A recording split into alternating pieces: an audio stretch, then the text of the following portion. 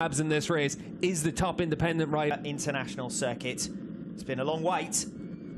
It's going to be worth our while. Looking forward to one Pirelli Indonesian round in driving rain. They're underway. Good start from Andrea Locatelli. Good start as well from Garrett Gerloff. Progress from way back down the order. Ray recovering as they come in towards turn number 1. Bassani and Tati Mercado with a great start. Mercado is up ahead of the BMW boys as Bassani comes firing through on Locatelli. Demonstrates what a struggle it's been so far for Garrett Gerloff. Scott Redding eyeing up a move here on top rack. Razgatlioglu. Bassani thinking about a move on the riders ahead of him. He's going as they come in towards turn 11. Razgatlioglu hanging on, but by the skin of his teeth. Yeah, the run down into 10-4. Feeling pretty confident out there, willing to get himself to the front of the field. Obviously, if you're at the front of the field, you don't have to deal with any of the top 4 from race 1 earlier on today are doing battle again at the head of the field in race 2. Ray comes through. Razgatlioglu, Redding, Bassani is your new order. Talked all day about Tati Mercado being a wet weather specialist. A bit of a gap behind the number 36 as Razgatlioglu fires through at the start of lap 2. Ray will immediately... Well, coming from the back row of the grid into the top 10,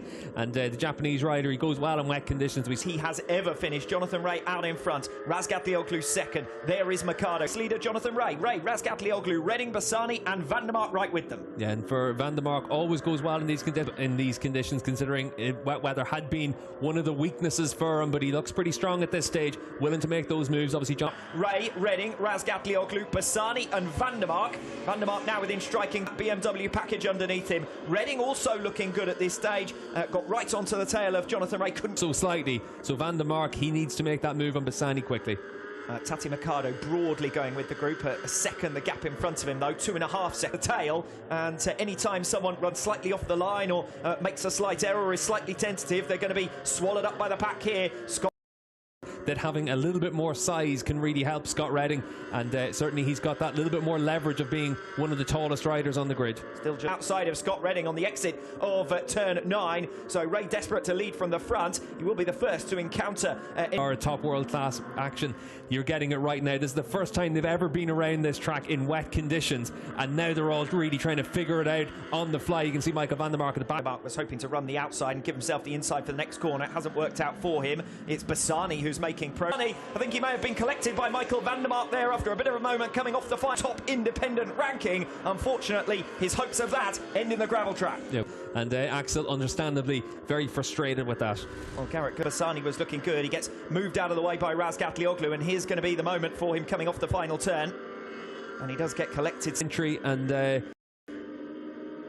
Van der Mark lifts into the path perhaps of, and that one was less contentious. Axel Bassani's collision there with Michael Van der Mark after already being unsound, but Redding responding quite nicely. Meanwhile, Michael Van der Mark getting through on Razgatlioglu. That's for third. Former teammates Van der Mark and Toprak Razgatlioglu. You can see how much rain is coming down. You can see how much gravel was left out in the racetrack as well there. But got it done. Redding up at the front then. Ray in second. The gap now over a second to this fight for third position. Van der Mark trying to come through in attack, but can't quite get there as they make their way through the right-hander. When they come across the line, the one thing is right now 1 minute 44.0 was Scott Redding's last lap time. A dry weather lap around here is a Van der Mark to bridge any more of that gap, because the pace of the front's really fast. Fine performance though. Might never see the light of day. Scott Redding out the front of the field. 1 minute 43.648 in these conditions. That's astonishing. Razgatlioglu again. Attack Toprak though. We saw last time around he was a lot faster in the second half of the lap than Toprak. Jonathan Ray coming back at Scott Redding. We rejoin the race leading battle, and Ray has come through on Redding, and here goes Van der Mark on Razgatlioglu, and quietly nobody knows which way to recover that third place. I said no, everyone's got nothing to lose in this race. That's how they're approaching it as well. Good battling between. The back down the order, Tom Sykes occupies 5th position. Kota Nazane going to be a career best if he'll a 3-point margin. Locatelli at the end of this season as Van der Mark and Razgatlioglu almost. But it is only a couple of tenths of a second between himself and Scott Redding. Yes, new personal best from Razgatlioglu last time around, but still it looks like Van der Mark manages to get that corner hooked up really well, and obviously we've seen in the dry conditions how strong Toprak is on the brake. Falls Ray or Redding or both out in front. There's not going to be any change other than these two, whether they'll finish. Matched him to 100th of a second. And sticking right with him, less than 2 tenths as they come across the line to start lap number 9. So Van der Mark recovering that third place. Yeah, Nozane behind us has lost a lot of time last time around, got picked up off by still with big slide there for Toprak. He's using the curves in down the road. Here he is on the on board the number 66.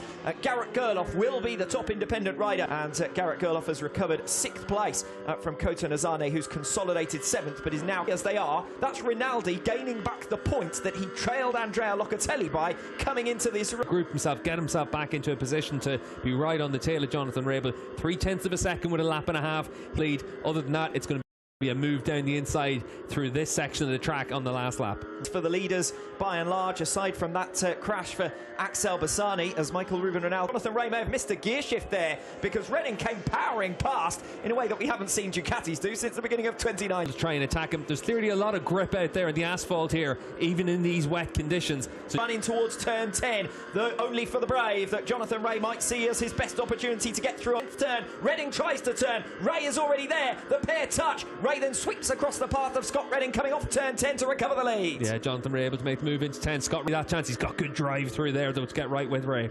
Scott Redding did leave the door open. It was wide enough for Jonathan Rea. Haven't seen any further information about that, but focus on the lead battle. Redding through on Rea. Has he overcooked it? Yes, he has. To Toprak Razgatlioglu at the end of a run of 6 consecutive seasons, but he is demonstrating just 7 seconds back. Toprak Razgatlioglu over the line for 4th position. Tom Sykes rounds out your top 5, 11 seconds back. Garrett Gerloff with 6th position. Then it's Kota Nazane. He's over the line in the end for 12th position, but most importantly, across the line to finish off his World SBK career, but at the front of the field, his long-term rival Jonathan Rea picks up another race victory to say after it. Well, Redding tried his own luck on the final few turns, but Jonathan... Difference between us, but a podium for Scott Redding on his sign-off from Ducati, and you can see for Toprak, he'll be pretty pleased with the battle he had with Michael van der Mark all the same. Toprak Razgatlioglu wins the championship by 13 points, so nobody can say anything about one world title.